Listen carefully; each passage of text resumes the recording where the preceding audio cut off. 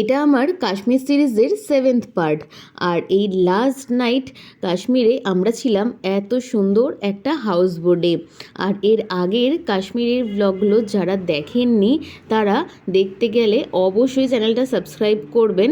তাহলে শুধু কাশ্মীর না, আরও অনেক ট্রাভেল রিলেটেড ভিডিও আপনারা এই চ্যানেলে দেখতে পাবেন। আর আমি সুনিতা, আমার চ্যানেলের নাম সুনিতা ড্রিম ওয়ার্ল্ড। আজকে আমাদের শ্রীনগরে লাস্ট ডে। এখন সকালবেলা আমরা ঠিক করলাম যে একটু শিকারা রাইড করব। এর আগে একদিন তো শিকারা রাইড করেছি, সেটা সানসেটের সময়, কিন্তু এই ভোরবেলা শিকারা রাইডটাও কিন্তু বেশ অন্যরকম। আর চারপাশটা এখানটা অনেক চাষবাস হয়েছে, মানে এই জলের মধ্যেই যে কিছু উঁচু উঁচু জায়গাগুলো আছে এখানে এদের চাষবাসগুলোও হয়। এই 1 ঘন্টা মতন আমরা আজকে শিকারা রাইডটা করলাম সকালে। সত্যি ভোরবেলা শিকারা রাইডটা দারুণ লেগেছে, কিন্তু একটা দারুণ এক্সপিরিয়েন্স। আপনারা এলে অবশ্যই করবেন। তারপর হাউস বোটে ফিরে এসে ব্রেকফাস্ট করলাম। প্রথমে চাটা খেলাম, আর তারপর খুবই সিম্পল ছিল ব্রেকফাস্টে এই ব্রেড বাটার আর অমলেট। তো আজকে ব্রেকফাস্ট করে আমরা এখান থেকে বেরিয়ে যাব পেহেলগাঁওয়ের উদ্দেশ্যে। আমাদের 1 নাইট হাউস বোটে স্টে ছিল, এটাও আমাদের প্যাকেজের মধ্যেই ইনক্লুডেড ছিল। এখানে প্রত্যেক কটা হাউস বোটই কিন্তু ভীষণ সুন্দর। আর এখানে অনেক কাশ্মীরি মানুষজনও আসেন বিভিন্ন রকম এখানকার জিনিসপত্র সেল করতে। অনেক বেশি দাম বলে সব কিছুরই। যদি আপনারা কিছু পারচেস করেন অবশ্যই বুঝে সুঝে বার্গেনিং করে তবেই কিনবেন। এটা আমাদের হাউস বোটটা, নিউ জার্সি হাউস বোট। এটা ডাল লেক নয়, ডাল লেকের একটু এপাশে একটা জায়গায়, ওখানে যে হাউস বোট নিগেল লেক, হ্যাঁ, দুটো জায়গাতেই হাউস বোটে থাকা যায়, ডাল লেকে আর নিগেল লেকে। হাউস বোটটা ভেতর থেকে তো ভীষণই সুন্দর। চলুন ভেতরটা এবার ভালো করে আপনাদের ঘুরিয়ে দেখাই। আর এই দিক দিয়ে পুরো বেরিয়ে যাওয়া যায় একদম রাস্তায়। এই একটা রুম দেখুন, বেশ ভালো না?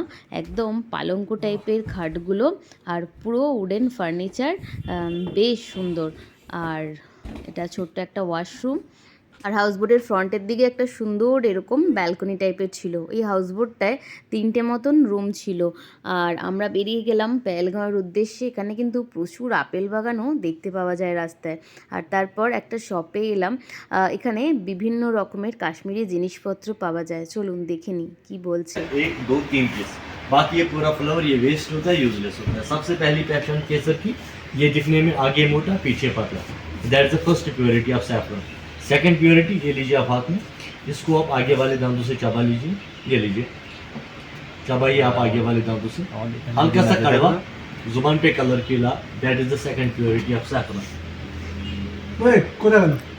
हल्का सा कड़वा, जुबान पे कलर पीला, ये केसर की दूसरी पहचान होती है।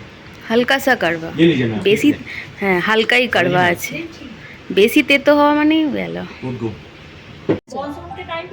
हाँ बिल्कुल बिल्कुल, किसी भी হয়েছে? हलूद होएছে। और उसके बाद केसर ये 1 ग्राम है, ये 250 रुपये का है। ये 2 ग्राम 500। बिल्कुल जानते हैं सर। शिलाजित जो है ये पहाड़ों से आता है, पत्थरों का पसीना होता है। शिलाजित का ये पत्थर होता है जिसमें से निकलता है, और इसके अंदर जो पेस्ट निकलता है वो ये होता है। ये देखिए, ये शिलाजित का पेस्ट होता है। शिलाजित यूज होता है डायबिटीज़ के लिए, कोलेस्ट्रॉल, यूरिनरी डिसऑर्डर, कॉन्स्टिपेशन, कमर दर्द, जोड़ों का दर्द, घुटनों का दर्द के लिए वन ऑफ द बेस्ट रहता है। पीसीओडी यूटीआई के लिए अच्छा रहता है। एक्सटर्नल बर्न प्यूरीफायर होता है, सेटामिक में यूज़ कर सकते हो। शिलाजित में 65% फोलिक एसिड नेचुरली होता है, और 85 मिनरल, जिसके कारण ज़्यादा इफेक्टिव रहता है। दूध या पानी में खाना है, सोने के टाइम इतना इतना, जिसका मेजरमेंट आपको साथ में मिलेगा।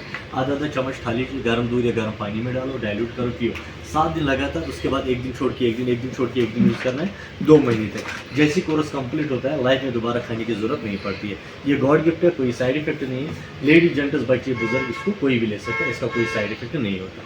और शिलाजित जो है, शिलाजित के बाद जो है यह केसर का तेल, जो कि dark circle, dark spot, pigmentation, fairness के लिए सबसे बेस्ट रहता है। ये देखिए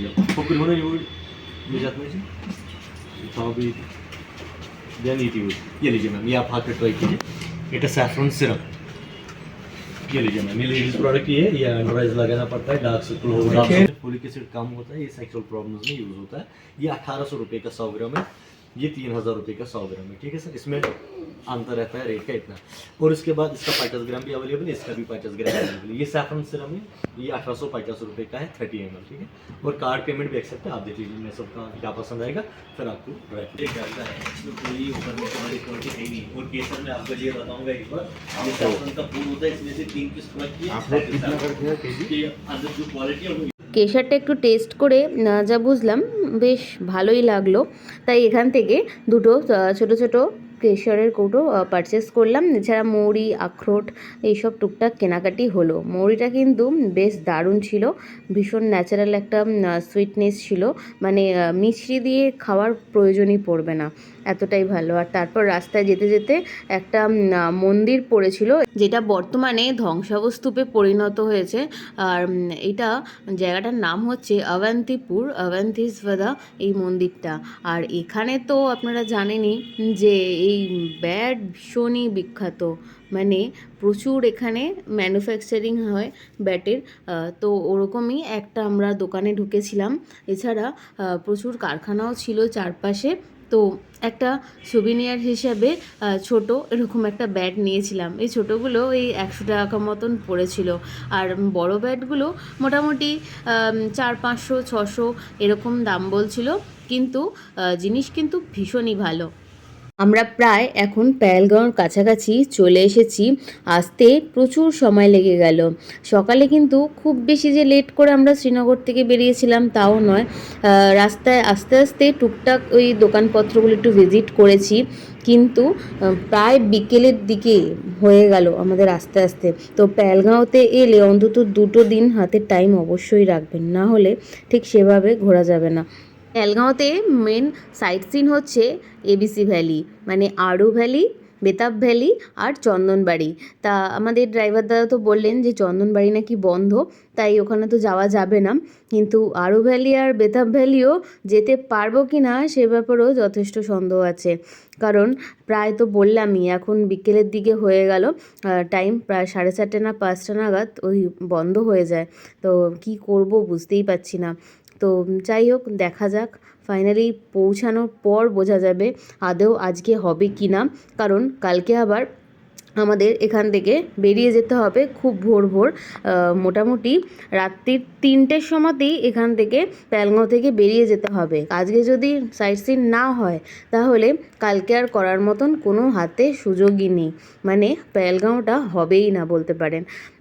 আমাদের এই কারণেই ভোর রাতে বেরোতে হবে, কারণ এই যে জম্মু কাশ্মীরে যে বর্ষাতে যে পুরো রাস্তা ধসে গেছিলো, সেই কারণে একটা রাস্তা পুরো মানে কাটরা যাওয়ার রাস্তাটা পুরো ওয়ান ওয়ে করে দিয়েছে। আমরা ঠিক ওই বর্ষার পরে পরেই গেছি, তো রাস্তাও ওদের ঠিকঠাক হয়নি, তাও মোটামুটি 1 মাস পরে আমরা গেছিলাম। আর ওই রাস্তাটা ওয়ান ওয়ে করার জন্য একদিন এই সাইডের গাড়ি ছাড়ছে আর একদিন অন্য সাইডের গাড়ি ছাড়ছিল। আর সকাল 10টার পর্যন্তই গাড়িগুলো ছাড়বে, তারপরে পুরো রাস্তা বন্ধ করে দিচ্ছিল রাস্তায় কাজ হবে বলে। তার জন্য আমাদের ওই ভোর রাতে এখান থেকে বেরিয়ে যেতে হবে, কারণ পরের দিন মানে আমাদের আবার কাটরা টু দিল্লি বাসে করে যেতে হবে। কারণ আমাদের তো ট্রেন ছিল কাটরা থেকে, সেই জম্মু তাওয়াইও ক্যান্সেল হয়ে গেছে। মানে এরকমভাবে ফেসে গেছি, মানে কি বলবো। তো যাই হোক, আর কি করা যাবে, এটা আমাদের ব্যাড লাক। আর শ্রীনগর থেকে পেহেলগাঁওটা এতটাই দূর, মানে পৌঁছাতেই মানে এরকম প্রায় সন্ধে হয়ে আসতে যাচ্ছে। কী যে হবে আজকে জানি না। তো রাস্তাতেই যেতেই ভিউটা এনজয় করছি। আর ফাইনালি আমরা যখন এসে পৌঁছালাম তখন এখানে গাড়ি ঠিক করব, ভাবলাম যে গাড়ি করে আমরা যাব আড়ু ভ্যালি আর বেতাব ভ্যালি। তো গাড়ির ড্রাইভাররাই বললো যে এখন প্রায় 4:30 পৌনে 5টা বাজে, এই সময় আর যে কি করবেন, কারণ ওপরে যেতে যেতে ওখানে বন্ধ হয়ে যাবে, আপনারা কিছু ঘুরে দেখতেও পাবেন না, আবার ব্যাক করতে হবে। তো আমরা চারপাশটাই একটু ঘোরাঘুরি করলাম। আর কি করব, মন খারাপ তো হচ্ছেই যে এত দূর এসে এই জায়গাটা আর দেখতে পেলাম না।